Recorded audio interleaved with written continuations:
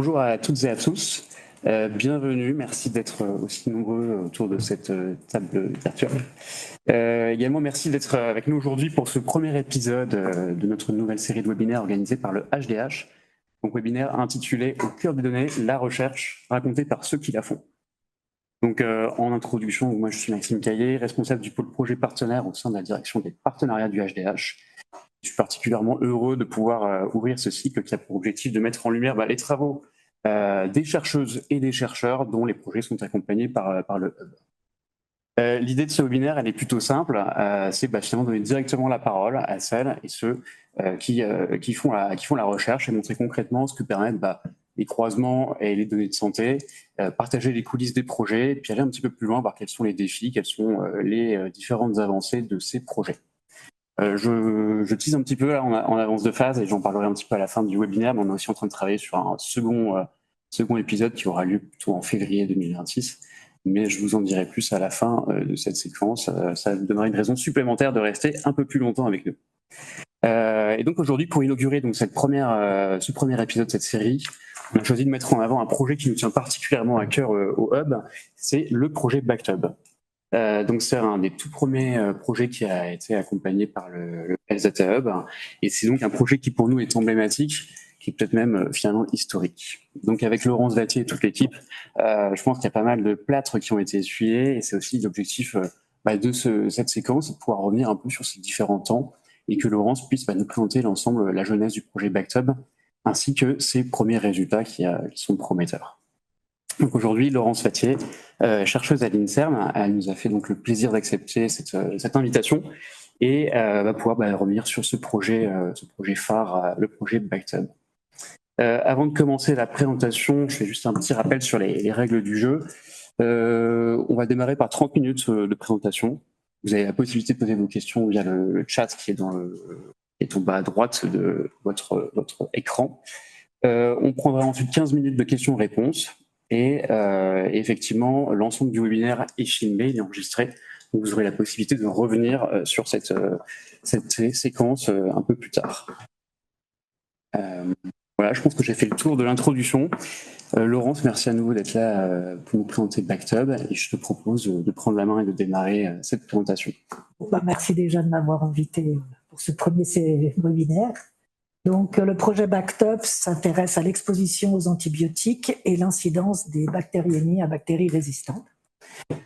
Alors, je pense que certains le savent, le poids de la résistance est important. C'est un problème majeur de santé publique. Des récents travaux ont montré qu'il y avait environ 700 000 infections à bactéries résistantes.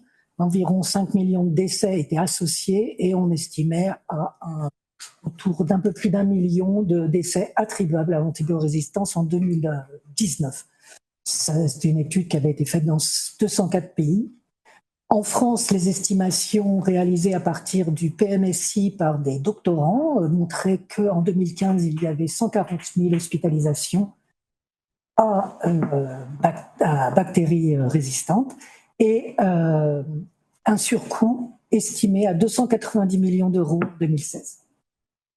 Alors, un des problèmes, la résistance bactérienne a longtemps été réservée à l'hôpital, c'est-à-dire que la transmission se faisait à l'hôpital, mais aujourd'hui, on voit une diffusion dans la population générale, et en particulier d'Escherichia coli, résistant au C3G ou Bacterium, ou BLSE.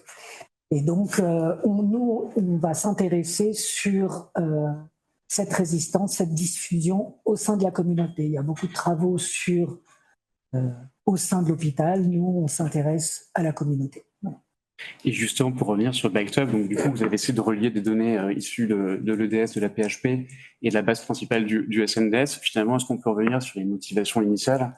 Qu'est-ce qui a vraiment lancé le projet? Alors, première chose, j'ai été interrogée par Stéphanie Combe lors de la mission de préfiguration. Et donc après, toutes les personnes qui avaient été interrogées pouvaient proposer un projet. Donc au regard de ce que m'avait raconté un peu Stéphanie Combe sur qu'est-ce que était le HDH, voilà, je me suis dit, entrepôt de la PHP, ça faisait depuis 2016 qu'on entendait parler de cet entrepôt. Et donc, moi, j'avais deux doctorants qui avaient travaillé sur le PMSI pour estimer la résistance bactérienne, les hospitalisations avec infection bactéries résistantes.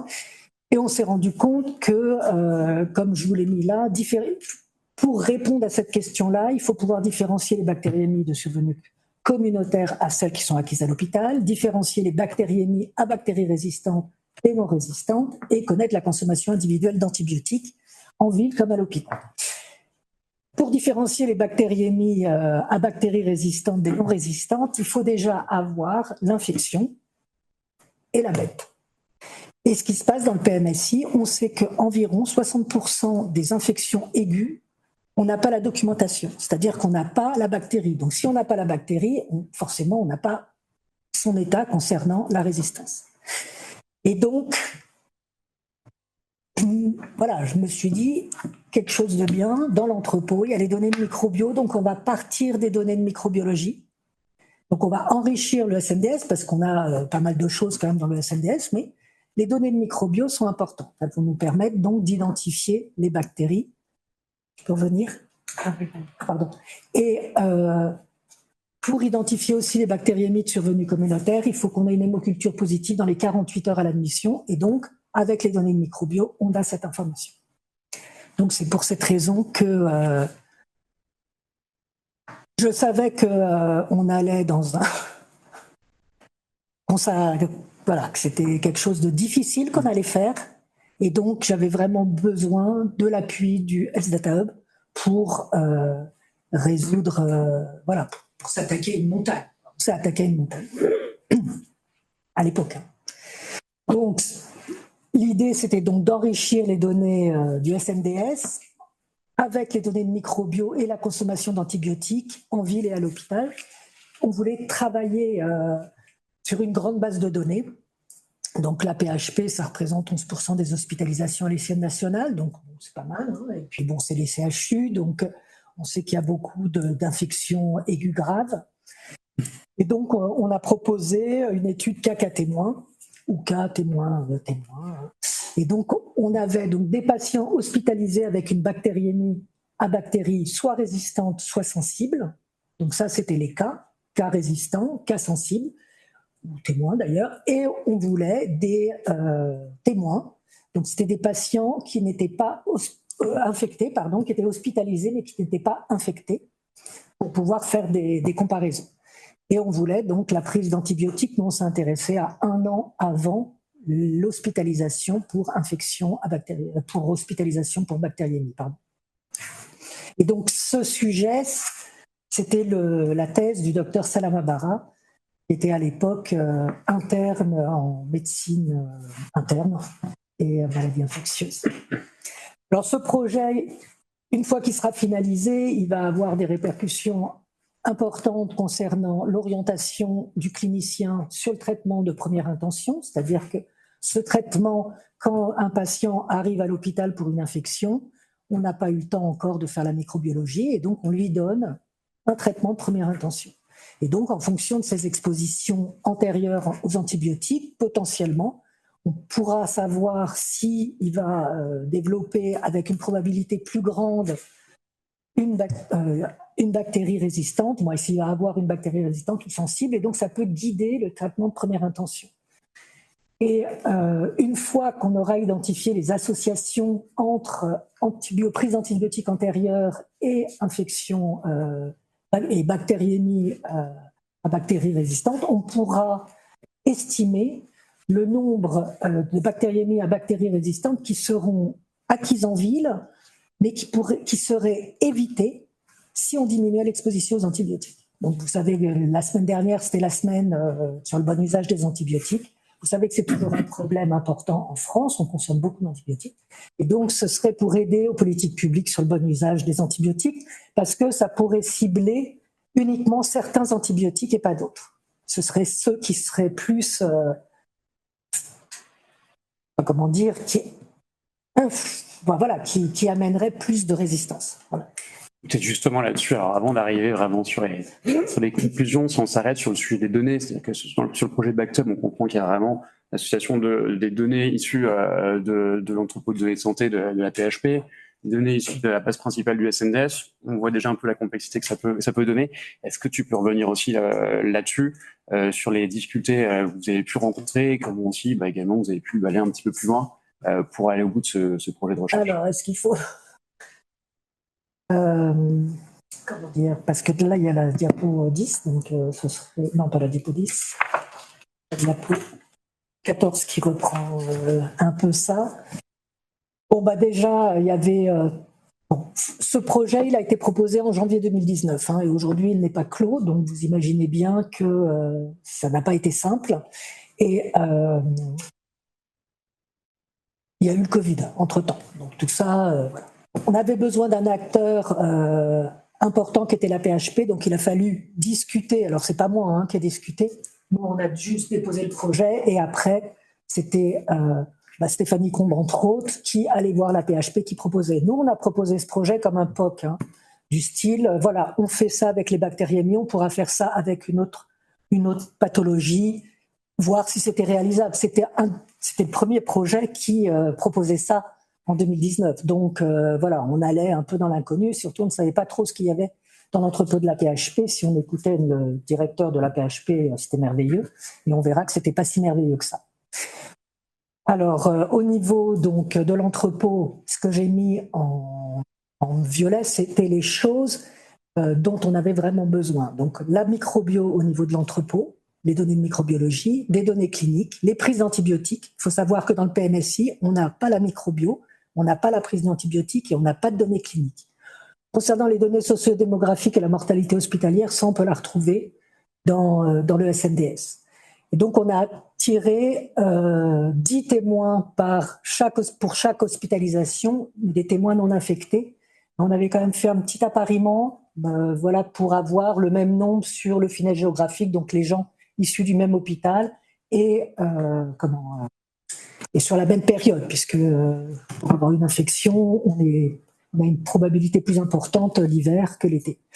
Donc on avait comme ça un pool et après on pouvait apparier plus précisément nos témoins. Donc moi quand j'avais pensé à ce projet, il y a une chose qui est évidente. Dans l'entrepôt, vous avez le PMSI. Dans le SNDS, vous avez le PMSI. Donc vous vous dites, super, ça va être très simple d'apparier puisqu'on a les deux mêmes sources dans les deux bases. Mais vous verrez que c'est... Et donc dans le SNDS, est-ce que tu peux revenir avant, s'il te plaît? On voulait récupérer donc tous les séjours hospitaliers hors APHP, les délivrances d'antibiotiques dans les 12 mois et les données sociodémographiques. Alors les délivrances en ville, pas à l'hôpital. Parce que quand vous travaillez sur l'entrepôt, vous êtes sur le périmètre de l'entrepôt, vous n'avez aucune information si quelqu'un va en clinique et si après il va à la PECO. Et donc ce chaînage permet d'avoir une exposition complète aux antibiotiques et au système de soins qui était nécessaire à notre projet. Alors l'appariement, donc pour vous raconter l'histoire, donc quand j'ai discuté quand même, parce qu'on avait des réunions avec la PHP, donc j'ai dit il faut le PMSI de l'ATI puisqu'il est dans le SNDS. Et là on m'a répondu mais non, le PMSI qui est dans l'entrepôt, c'est pas le PMSI de l'ATI. Attends, vous avez plusieurs PMSI. Alors là moi je suis tombée des nues. Et en réalité oui, c'était le PMSI Orbis qui peut évoluer au cours du temps. Et donc, ils ont récupéré le PMSI AREM et aujourd'hui, il est intégré dans l'entrepôt parce que pour faire l'appariement, c'est celui-ci qui est transmis à la TIH. Et donc, c'est avec celui-ci qu'on peut faire un appariement. Donc, on fait un appariement sur l'âge de sexe du patient, les dates d'entrée, les dates de sortie, diagnostic principal plus ou moins, diagnostic relié et bien entendu l'hôpital. Et donc là, nous, on avait à peu près 100 000 séjours. Et on a eu un taux d'appariement merveilleux à 98%. Il faut savoir que l'appariement du PMSI n'est pas non plus à 100%. Donc vraiment, on a vraiment un taux d'appariement excellent. Et on a des indicateurs de fiabilité pour le contrôle qualité de cet appariement qui sont très bons. Donc là, on était vraiment, vraiment très satisfaits. Et c'est ce qu'on avait prévu. Voilà. Mais voilà, vous voyez, là, il y a les démarches réglementaires. Donc, c'était un projet de thèse. Vous imaginez bien que la thèse n'a pas complètement porté sur le même sujet, puisqu'on a mis autant de temps pour avoir l'autorisation de la CNIL. et pour justement faire cet appariement. Donc on a pu travailler sur l'entrepôt pendant 3 ans, et Dr Salama Bara, c'est sur cet entrepôt qu'elle a beaucoup travaillé, faire des choses, créer une base, voilà. Et donc voilà, c'était un projet où il y avait plein d'acteurs, c'était la première fois, il y avait des conventions à signer, donc vous avez l'INSERM, vous avez l'AP-HP, autant le HDH est réactif pour signer, autant... voilà, là, c'est vrai que l'INSERM et l'AP-HP, responsables de traitement, qu'est-ce que ça voulait dire voilà, ça impliquait, donc ils voulaient savoir voilà, plus de choses. Puis vous voyez, l'autorisation CNIL et la convention CNAM, déjà, ça a mis 1 an pour avoir la convention, pas pour la signer, pour avoir la convention. Et donc, vous voyez le temps que ça a pris. On a eu de la chance quand même, c'est-à-dire que l'AP-HP s'est beaucoup investi et malgré le Covid, nous a livré des tables. Donc, on a créé un observatoire des bactériémies, un observatoire, une base de données consolidée. Il a fallu 18 mois. Le HDH nous a mis à disposition de data engineers à 100%. Et le Dr Salama Bara, qui ont beaucoup travaillé avec aussi l'équipe innovation et santé de l'AP-HP. Ils ont vraiment joué le jeu. Et donc, voilà, c'était vraiment bien, mais vous voyez, il y a eu 21 livraisons de données, 100 tables intermédiaires, 7 algorithmes complexes et des problèmes de qualité. On a eu des problèmes de qualité. Alors déjà, on a fait une période de ciblage de 2016 à 2019. Initialement, on avait un périmètre qui était beaucoup plus large. On a uniquement 14 hôpitaux de soins aigus, 9 ont été exclus, dont Henri Mondor et HEGP, qui n'ont pas de... L'HEGP n'a pas d'infection. C'est pas grave. Bon, c'est connu, c'est parce qu'ils ont leur truc, ils ont leur entrepôt interne et donc les données remontaient pas. Henri Mondor, il y avait quelques données qui remontaient, mais c'était pas stable. Et donc là, on a une base structurée avec des données sur le patient, des données sur le séjour. Et donc, vous voyez ce que j'ai mis en violet, c'est tout ce qu'il n'y a pas et ce qui a enrichi le SNDS. Mais bon, vous voyez que pour les médicaments, on a uniquement pour l'information pour 50% des séjours. Alors que quand on a une bactériémie, forcément, on a un antibiotique, mais certains séjours n'avaient pas de prise d'antibiotique. Donc voilà, on n'a pas tout. Et alors, je ne sais pas si c'est là ou pas, mais même au niveau des données cliniques, ce n'était pas exhaustif et donc on n'a pas pu calculer un score de SOFA, ce qui est important quand vous travaillez sur les bactériémies. Donc l'autre problème, donc maintenant on va se poser, bon alors quand même cette base est importante, hein, vous verrez plus tard combien il y en a permis quand même d'étudier l'impact de l'antibiorésistance sur la récurrence de bactériémies d'origine communautaire. Mais c'était donc des origines communautaires. Alors voilà, qu'est-ce qu'on appelle origine communautaire? Il y a origine et communautaire vraie. Alors origine communautaire, en gros, donc, pour les deux, hein, il faut qu'il y ait première hémoculture positive dans les 48 heures. Ça veut dire que ça vient de la ville. Il ne faut pas que le patient ait été transféré, c'est-à-dire s'il est en clinique avant qu'il arrive à la PHP, ben, il a eu un contact avec le soin, donc potentiellement ce n'est pas une communautaire. Et puis, il y a, on peut rajouter pas de séjour hospitalier dans les 7 jours avant l'hospitalisation pour bactériémie. C'est cette définition non, dans l'article à côté d'origine communautaire, on n'a pas pris en compte le nombre de les séjours dans les 7 jours avant. On a pris comme pas de transfert. Et vous avez Friedman qui a défini qu'est-ce qu'était une communautaire vraie. Et donc, vous voyez qu'il y a des critères supplémentaires, les soins à domicile ou l'hospitalisation à l'ONICHIM dans les 30 jours avant, une admission à l'hôpital ou en centre d'hémodialyse dans les 30 jours avant, des séjours de plus de 2 jours dans des hôpitaux de soins aigus dans les 3 mois avant, et vivre en EHPAD ou en USLD. Donc là, je vais vous montrer un peu qu'est-ce qui se passe si vous travaillez que sur les données de l'entrepôt ou si vous travaillez sur les données chaînées au SNDS. Donc si on travaille que sur les données de l'entrepôt, on se retrouve avec 6144 bactériémies communautaires. Sur la période 2017-2019, hein, on a parce qu'on a besoin d'1 an avant pour l'exposition antibiotique. Et donc, si on regarde, en réalité, on n'en a que 78% qui sont des communautaires vrais, selon les critères de Friedman. Et qu'est-ce qu'on voit? On voit que là, c'est la distribution des 22% qui se trouvent, les 22% qui sont des origines communautaires et pas des communautaires vrais. Et donc, il y a 35%, c'est lié à des soins à domicile ou hospitalisation à domicile, qui ne sont pas captés dans l'entrepôt. Vous avez les admissions à l'hôpital, donc, ou les centres d'hémodialyse. Donc, les centres d'hémodialyse, si ce n'est pas la PHP, et puis il y a plein de centres, donc vous ne les avez pas, et donc ça représente 54% à peu près. Vous avez les séjours de plus de 2 jours dans un hôpital de soins aigus. Donc là, on voit qu'il n'y en a pas tant que ça, il n'y a que 10%. Donc c'est vrai que les gens qui vont à la PHP, généralement, ils vont à la PHP. Mais bon, pas forcément. Donc vous voyez un peu la répartition. Ou est-ce que si vous travaillez sur l'entrepôt, vous n'avez pas la définition stricte sensus d'une bactériémie communautaire vraie? Or, nous, c'est à ça qu'on s'intéresse. Donc là, on s'est intéressé, on a fait un focus. Donc maintenant, les données sont chaînées et on a fait un focus sur Escherichia coli et la résistance au C3G. Donc, non, on se fera. Donc sur notre échantillon, donc vous voyez, hein, les chiffres quand même diminuent. On avait à peu près 38 000 bactériémies, alors d'origine communautaire et nosocomiale. Et donc on voit que quand on s'intéresse à une bactérie et une résistance, voilà, on diminue les effectifs.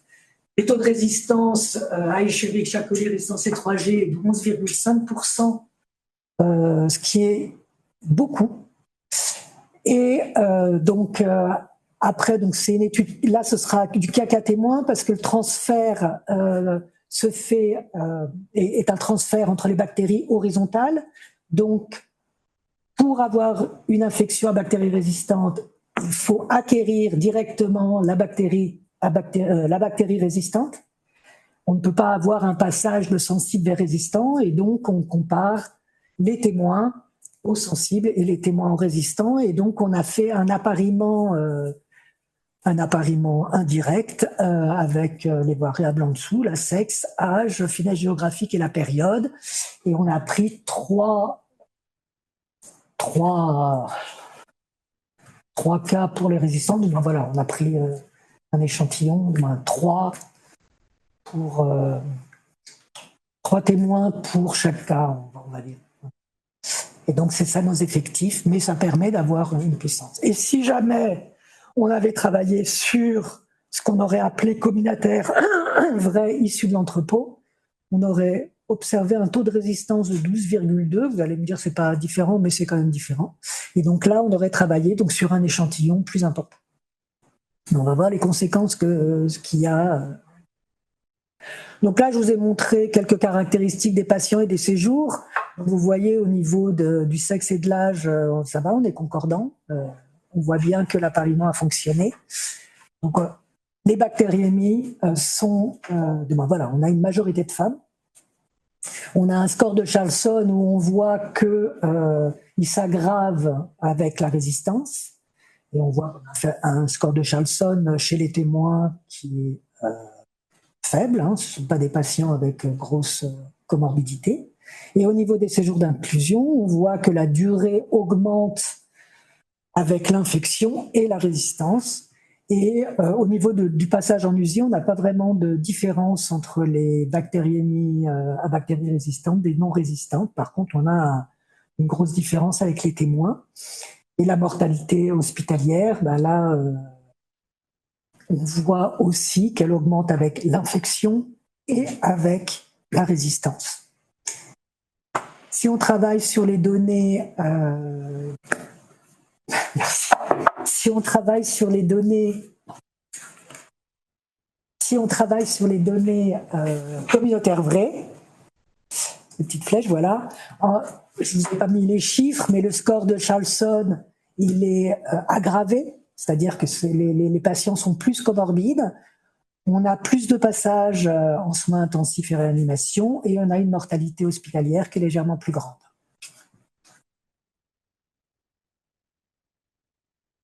Donc là, je vais vous montrer, ce sont des analyses univariées, hein, ce sont les OR et les intervalles de confiance à 95% issus d'une régression logistique conditionnelle, puisque vos données sont appariées. Et donc là, ce sont 3 antibiotiques, la fluoroquinolone, les C3G, l'amoxicilline. Et donc, on a fait l'exposition donc, dans les 1 an avant d'être hospitalisé pour une bactériémie. Et on a fait des fenêtres de 3 mois sur cette période, et ce sont des fenêtres exclusives. C'est-à-dire que en 3,6, il n'y a que 3,6, il n'y a pas 0,3. Et donc, on voit qu'il y a un fort impact des fluoroquinolones, de l'amoxicilline et des C3G. C'est les limites de la signification. Donc, quand on compare témoin aux résistants.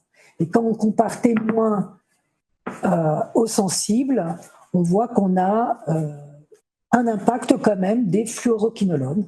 Donc, potentiellement, on pourrait imaginer que la prise d'antibiotiques modifie le microbiote et sensibilise quand même à acquérir une infection. Voilà, parce que les OR sont beaucoup plus petits que si on regarde témoins résistants. Et donc là, c'est la même analyse, mais sur les communautaires vrais, identifiés uniquement à partir de la base de l'entrepôt. Et en rond, ce sont les divergences. Alors déjà, on voit au niveau de la taille des OR, on est plutôt plus petit, et on voit que les conclusions peuvent être différentes, c'est-à-dire dans certains cas, on observe quelque chose de significatif, et dans un autre cas, quelque chose de non significatif. Donc ça va changer. Et c'est là, voilà, parce que le fait que l'OR soit un peu plus faible, voilà, si on change la conclusion, c'est ennuyeux. Donc c'était pour vous montrer que les entrepôts seuls, en tout cas quand on travaille sur ces données, sur cette thématique, pardon, ben un entrepôt seul, c'est pas bon. Voilà. Et donc, donc c'est ça, c'est la conclusion de ce travail. Les analyses multivariées seront faites plus tard. Donc les entrepôts hospitaliers, il y a vraiment une plus-value avec les données de microbio. Ce sera bien quand, là, on a observé qu'on avait des données manquantes sur la biologie, les médicaments. Quand vous travaillez, donc je le répète, sur l'entrepôt, vous avez un périmètre restreint à l'entrepôt. Au niveau de la PHP, on a une population particulière, c'est les cas les plus graves qui vont en CHU. Et voilà, on n'a pas d'informations sur les soins de ville.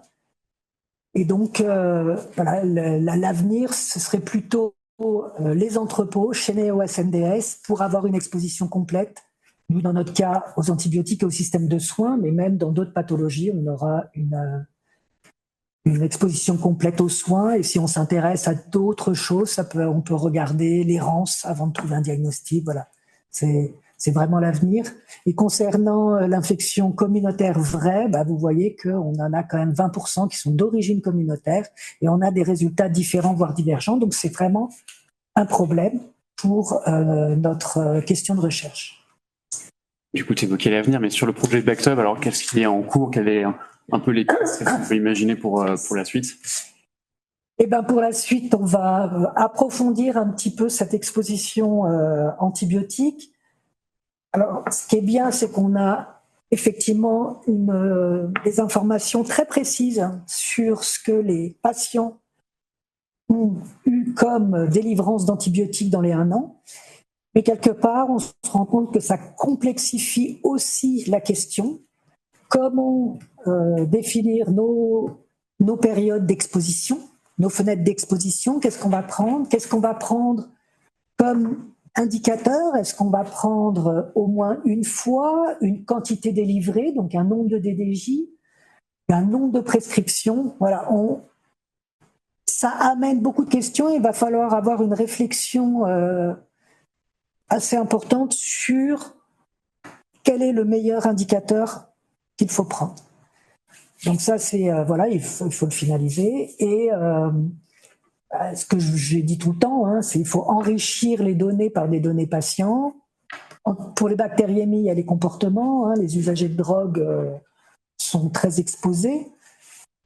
Il faut des données biologiques qui nous permettent d'avoir un peu des données cliniques.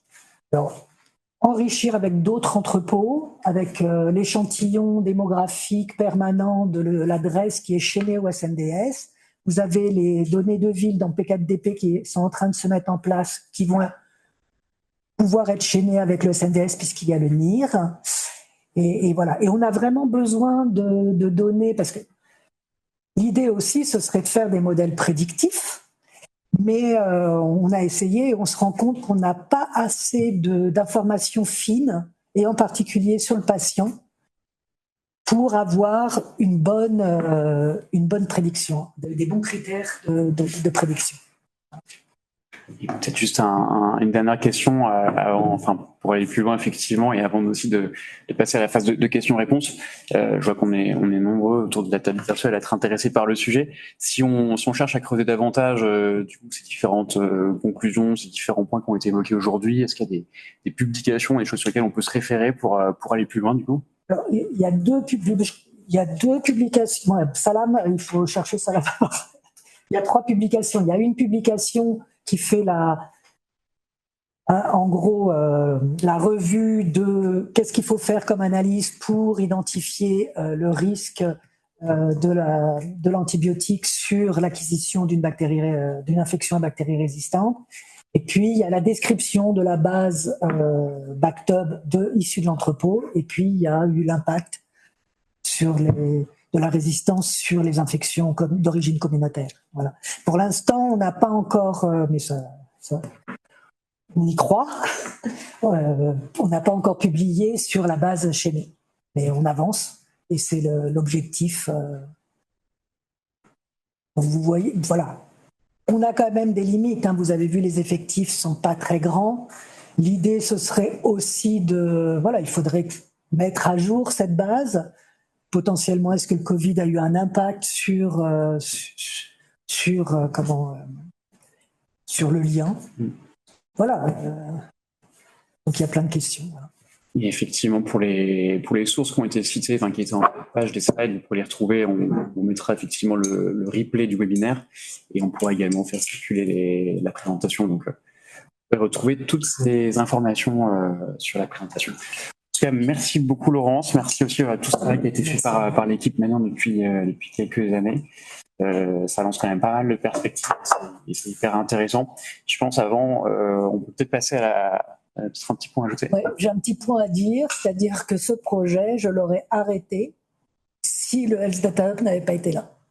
Parce que ça a été vraiment une montagne. Une face nord. Bon, et par ailleurs, ça a mobilisé pas mal de personnes aussi chez nous, et c'est pour ça qu'on a forcément remis tous ces éléments-là. Mais c'est vrai que c'est un gros projet aussi long, et beaucoup de travail. Donc, c'est aussi intéressant de pouvoir prendre un peu de recul maintenant et d'en discuter.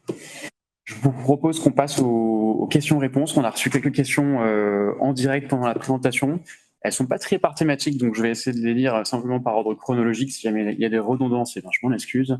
Il y a peut-être des points qui ont été aussi abordés plus tard dans la présentation au moment où ça a été posé, mais voilà, comme ça on va pouvoir revenir sur ces différents sujets. Alors, il y a une première question qui qui questionne quelles sont les données socio-démographiques présentes dans le SNDS.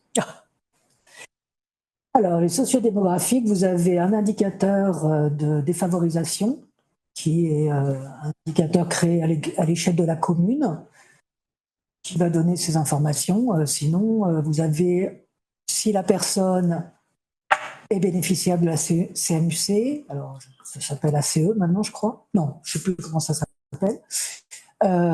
Et vous avez aussi l'AME. Ce qu'il faut savoir, c'est qu'au niveau de la couverture de la CMU, chez les plus de 65 ans, l'information n'est pas bonne parce que le minimum retraite est supérieur au minimum pour avoir la CMU. Donc, voilà. Donc, ça limite, nous, pour les bactéries, bactériémies, comme c'est une population âgée, on est un peu coincé. Donc, il n'y a que ça dans le SNDS. Autre question, donc les personnes non chaînées ne sont-elles pas préférentiellement des personnes portant des bactéries résistantes? Alors, c'est une bonne question. Vu le taux de chaînage, je ne suis pas allée voir, les 2% non chaînés. C'est vrai que je n'ai pas comparé parce que ça représente tellement peu de choses, je ne suis pas convaincue. Il y a les témoins, hein, dans les 100 000, vous avez les témoins donc sans affection et vous avez donc les deux. On pourrait aller voir, les récupérer pour voir. J'ai pas le souvenir de l'avoir fait. D'autres pistes. Autre question, pour les expositions, je ne peux que vous conseiller de lire les travaux de Michael Abramovich, désolé si j'écorche le nom, sur les WCE, donc les White Cumulative Exposures, prendre en compte les expositions passées. Je vous remercie. C'est quelqu'un du CESP peut-être. Je ne peux pas donner le nom étant donné que c'est enregistré, mais ouais. on peut se noter le point. Pas de problème. Autre question, quelle est la réflexion sur le passage de la prescription à la consommation réelle? Règles, indicateurs choisis. Alors ça, c'est une question intéressante, une très bonne question. Entre ce qui est prescrit, délivré et pris par le patient, il peut y avoir un gap. J'avais montré dans un précédent travail que en France, une prescription d'antibiotiques conduit à la délivrance de 2 boîtes. En Belgique, une prescription antibiotique conduit à la délivrance d'une boîte. Et ce qui se passe, c'est que le packaging n'est pas le même. Pour la Clamoxyl, par exemple, par le même labo, en Belgique, c'est 8 grammes par boîte, en France, c'est 6 grammes par boîte. Donc, ce qu'on pourrait penser, c'est qu'en gros, en France, on donne au patient 12 grammes, mais qu'il en aurait besoin que de 8 grammes. Parce que normalement, ce qui se passe, c'est que pour les médicaments, c'est l'indication majoritaire qui définit la quantité de principe actif. Donc normalement, ce serait une boîte. Mais on a 2 boîtes. Voilà. Et donc j'ai un projet qui est en cours pour regarder justement qu'est-ce que le médecin a prescrit exactement, donc quelle quantité de principe actif le patient est censé recevoir et qu'est-ce qui a été délivré et de faire un comparatif. Donc c'est un problème. Voilà, et puis après, est-ce que le patient va le prendre? Là, on n'a pas moyen, sauf si on fait une étude ad hoc, de savoir si le patient a consommé ces antibiotiques. Bon, en tout cas, le différentiel entre prescription et délivrance est vraiment un problème pour plusieurs raisons. La première, c'est que on regarde au niveau européen le nombre de DDJ qui sont délivrés, et donc si on en délivre plus, voilà, on est. Ça peut être un artefact, c'est-à-dire c'est juste parce qu'on délivre plus, mais en réalité la prescription est moindre. Donc ça peut fausser, et comme on est quand même le 2e pays consommateur d'antibiotiques au niveau européen, voilà. Et l'autre question, c'est que ça permet aux gens de garder dans leur pharmacie des antibiotiques. Donc potentiellement, il y a un mésusage qui est fait, et donc mésusage produit aussi de la résistance, et puis ça peut aussi aller à la poubelle, et donc voilà, le concept One Health rentre bien là. Donc c'est vraiment un point, c'est vraiment un point important, et j'espère que le projet je suis en cours va donner un petit peu des informations et voir un peu comment on pourrait pallier à ça. Mais c'est un problème très, très important. Très bien. Autre question un peu plus ouverte, j'ai l'impression. Alors, pourquoi pas assez de données sur le patient? Données cliniques, données sociales, données démographiques, histoire clinique. Beaucoup de questions. Alors, la bactériémie touche les infections aujourd'hui. On sait que il y a des facteurs démographiques qui jouent aussi sur l'acquisition d'une infection. Alors, concernant la résistance, c'est pas complètement montré, donc c'est pour ça qu'on a proposé un projet, pour l'instant il n'est pas financé, sur l'utilisation de l'échantillon démographique permanent qui est chaîné au SNDS, et donc pour justement renflouer un petit peu cette démographie. En tout cas, il y a des inégalités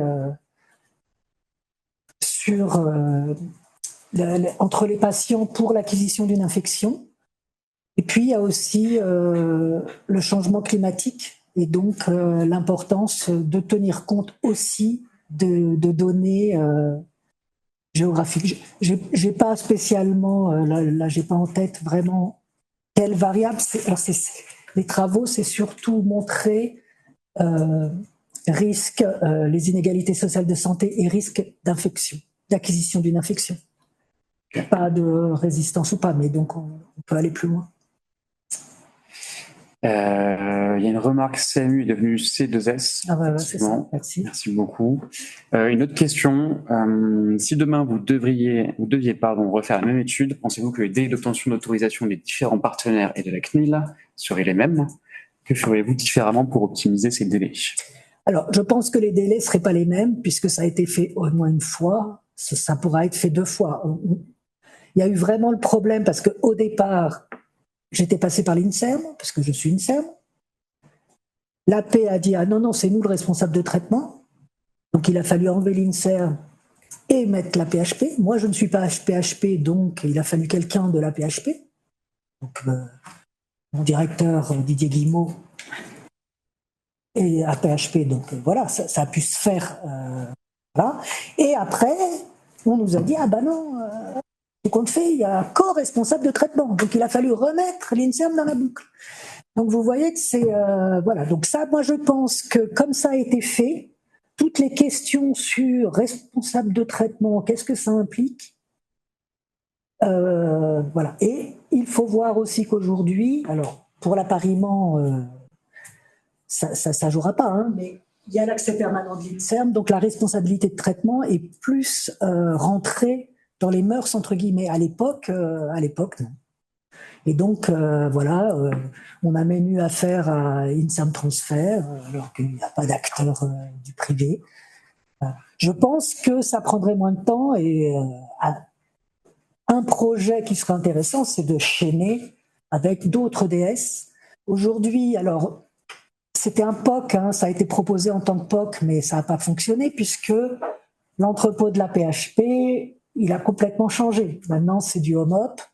C'est plus donc B2I, donc ce qui a été fait, ça fonctionne pas. Voilà, hein, il faut faire des arrangements.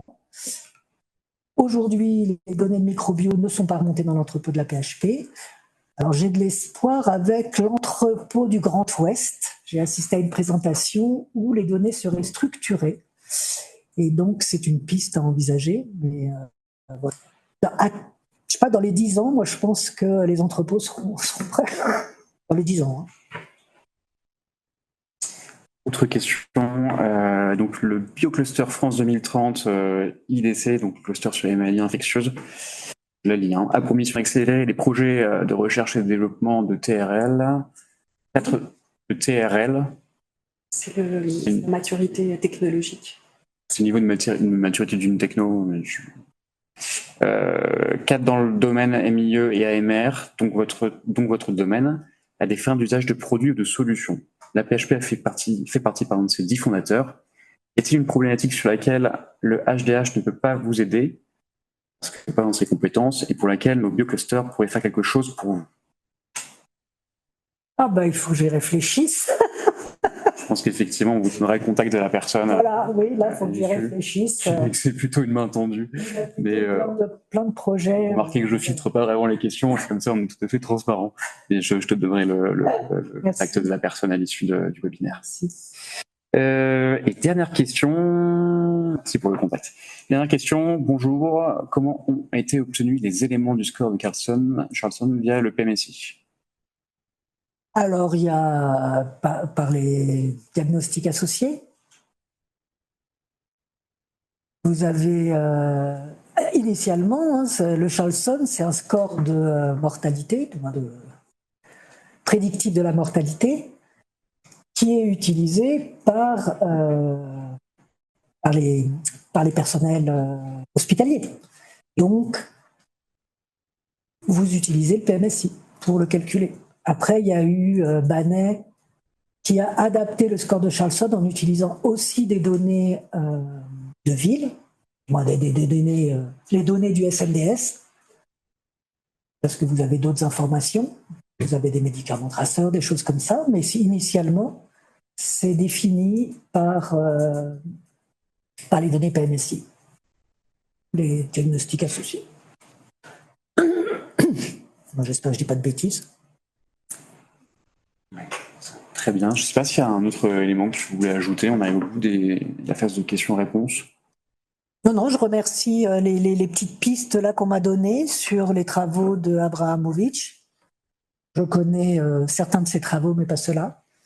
Et puis, voilà. Non, je vous remercie en tout cas. Mais c'est une histoire qui a été vraiment difficile quand même. Ça a été très difficile psychologiquement parce que vraiment, on n'a pas été aidé à un moment.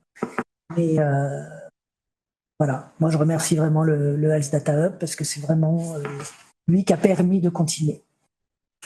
Merci beaucoup. Du coup, vous me voyez un petit peu arriver avec la slide qui est projetée. Mais effectivement, merci beaucoup Laurence pour ce retour hyper éclairant sur le projet Backtub.